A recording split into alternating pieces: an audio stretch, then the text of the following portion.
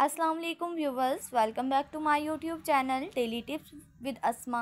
आज के इस वीडियो में हम आपको बताएंगे मोहम्मद नाम का मतलब क्या है। मोहम्मद नाम का शुमार लड़कों के नामों में होता है।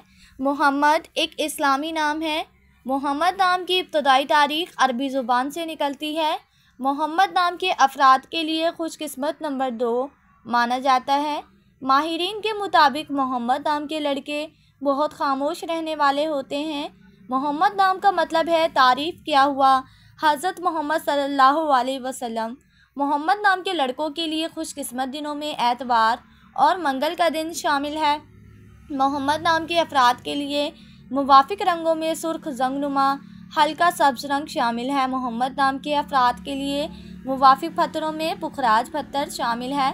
खुशकिस्मती वाली धातों में हिंसों के हिसाब से तांबा शामिल है।